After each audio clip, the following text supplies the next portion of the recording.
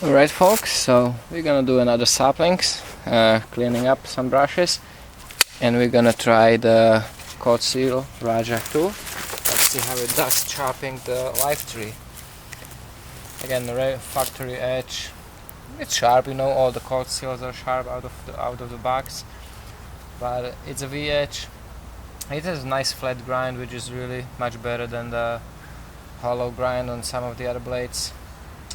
Let's see how it does. They do perform much better once they are convex. Just a tiny little difference to knock off the shoulders on the relief, on the bevel. Does world of difference. So let's see how it does chopping live tree.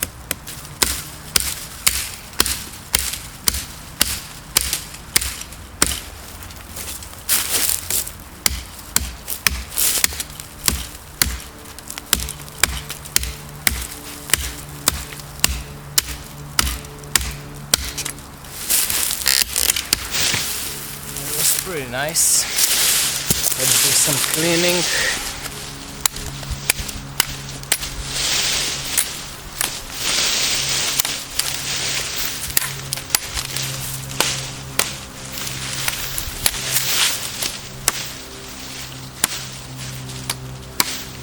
Come on.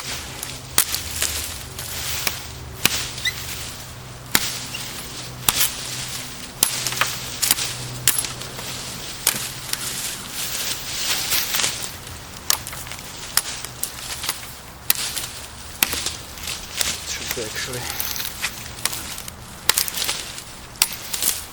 so no miracles here. Let's see how it cuts. There's some thin stuff. You see that it doesn't go nice through it. It kind of slides with the grain. It just doesn't have that cutting capability.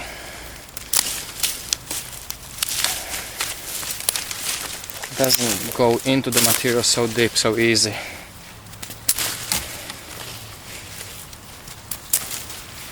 To show you difference with the convex edge of the, same thing kind of, but this is actually saber grind, much thicker, but the convex edge. You see what angle I can actually achieve to go through the sapling. That angle, kind of going right through it. If I grab the Rajah,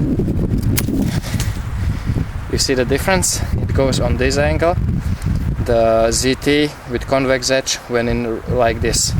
So it's actually able to push away more material, and that means actually cutting through less of the material, shorter cut, easier cut.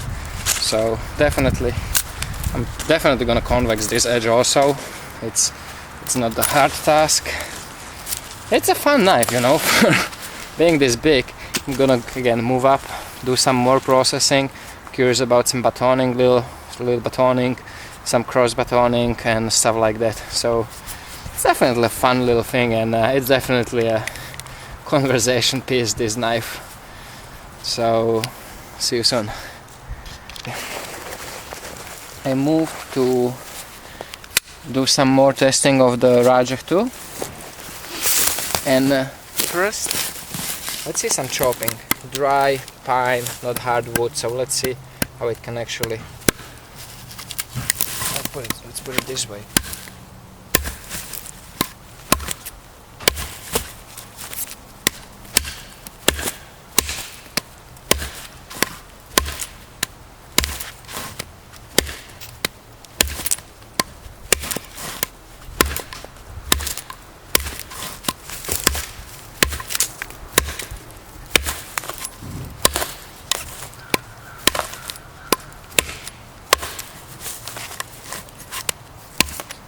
It's hard once I get to that wider portion. It's actually pretty uncomfortable to chop with it, and I have gloves on, but these spikes on the end, that handle, it actually bites into my fingers quite a lot from the chop. So definitely not comfortable. Didn't expect that. Didn't notice it on that live wood, but On this hardwood I can actually feel it, and it does get annoying. Actually hurts my fingers.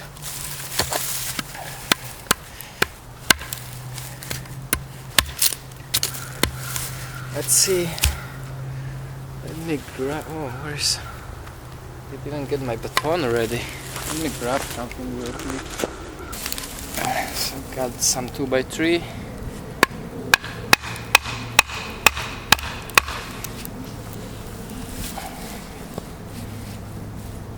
Let's start with the smaller piece.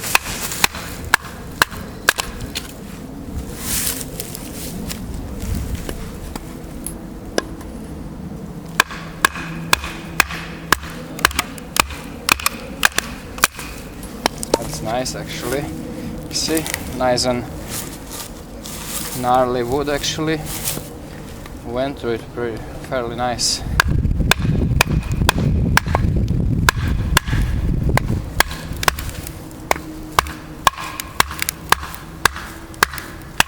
Hitting that tip pretty hard.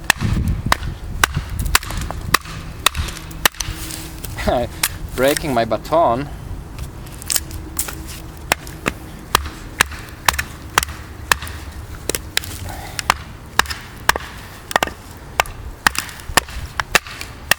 Nice, let go. Good job. Definitely never really thought that I'm gonna be batoning wood like this with a folding knife.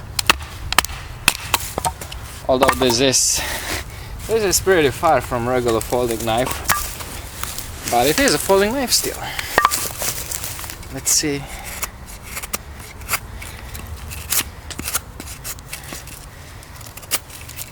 This will not cut deep. Let me see if I can do some chest lever grip.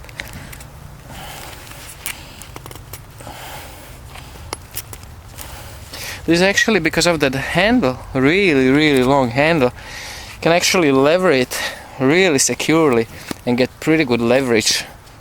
So you can put a lot of force into the blade, pulling, and the knife is actually, you see that? Kinda like between my body, my hand, wrap around my hand in a way.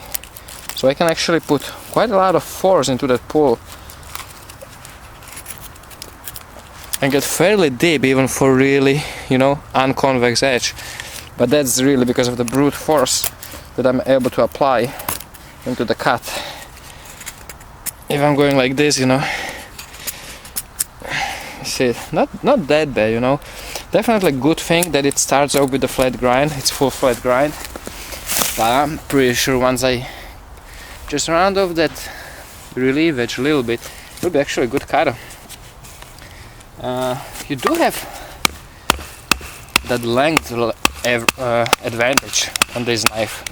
Definitely that length advantage is a good thing because you can have a good swing, but at the same time, as I mentioned before, I noticed in that swinging action, hitting the dry wood, there is not as flexible as the live wood. It doesn't absorb the shock as the live wood. You can feel the shock really bad on your fingers, on these little crevices here on the back, where you put your pinky for chopping, or your middle finger if you go really all the way back. Everything, you feel everything. You feel all those inside gaps, the edges, even through the glove. So that is quite uncomfortable, gotta be honest. Let me try one more thing. Let's see if I can get it through, small piece of pine like this. Right across. I don't know. That edge might prevent it from going through. Oh, nice, not bad. Snapped right through it. Let's try a little thicker piece. Pretty nice. That I'm happy about.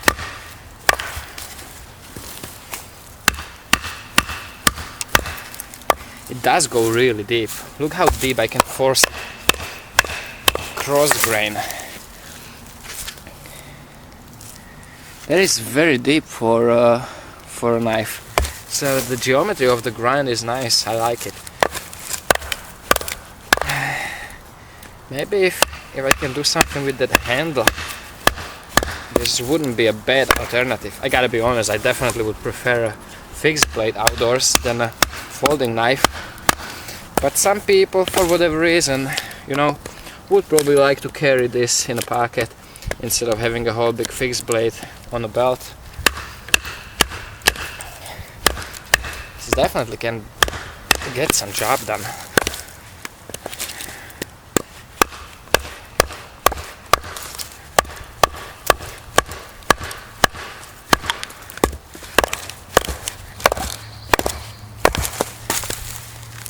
Fairly impressed with it, gotta be honest, fairly impressed. Goes nice and deep into the wood, but at the same time disappointed with the shock and discomfort when chopping. I do feel everything.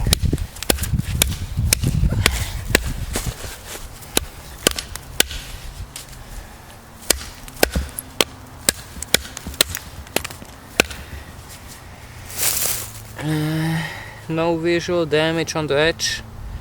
Didn't really work with any real hardwood. On the beginning of the day I actually did chop some really dry oak.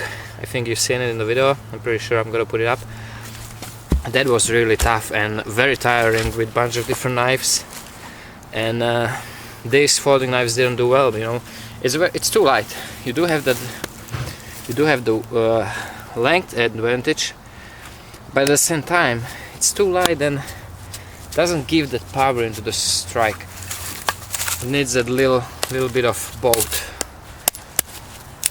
So choke cap is pretty comfortable, not a bad grip, and you actually have that nice balance because of the handle.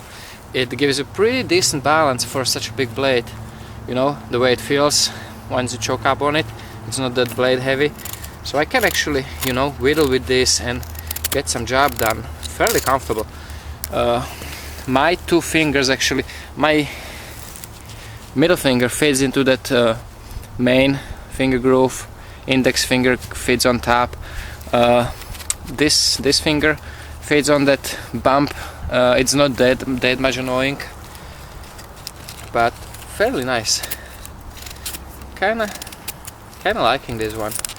Again, I probably won't really use this or carry this outdoors, but it's not bad to know that it can get some serious stuff done. You see that? It's pretty impressive. Except only if that, I mean, it's not the hard wood, but I am going cross grain directly on it. No, like not left right chopping, directly through it, and it does go deep. So it has a potential, definitely good potential on the blade. Of course I do wish it was a better steel. Let me see. Actually it shaves a little bit, far from perfect shaving, but it does shave without much effort. So not that bad, didn't do much work. For the money you get a lot of knife, definitely. You get a really cool factor of the knife. Left dry pocket carry, you know, the wave is just wicked. Just the plain simple whip it out, you know, just with the centrifugal force. It's just wicked cool, you know. Not to mention about the wave, but it has that wow factor, definitely. I love the blade shape, you know, cookery style recurve, definitely one of my favorites. You've seen it on my knives. Definitely, you know, I mean, it depends what you expect from a knife, what you're looking for in a knife. It's fun. It's not expensive, $90 something, I don't know, $90. Not that bad. Oh, the lock. There isn't really a reason to even doubt. They proved that beyond reasonable doubt that this lock will not fail on you. I don't know what's the point of even doing this.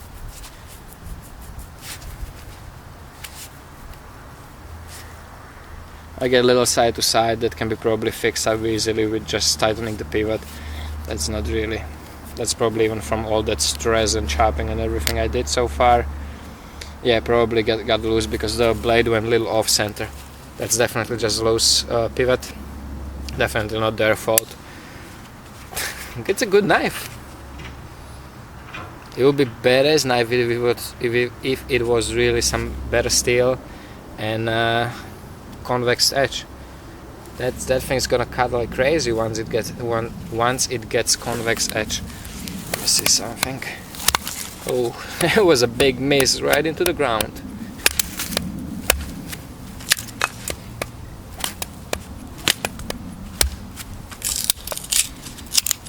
Prying with the knife.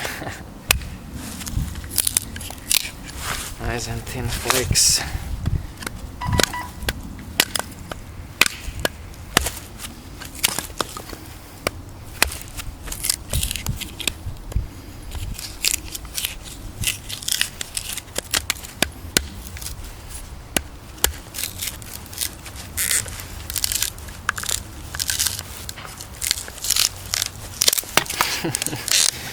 I'm pretty sure some of you go nuts by now, seeing me prying with the knife like that, with a folding knife especially.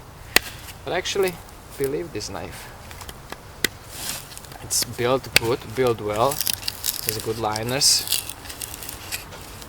You know, softer, flexible steel. And that's probably one of the reasons they use this cheaper Oz 8, softer Oz 8. Because it's more flexible, more forgiving for people that do not know the limits of the knife. It is definitely more forgiving than some other steels, but at the same time it will not hold the edge. And you know, prying with the folding knife like this, it's pretty intense.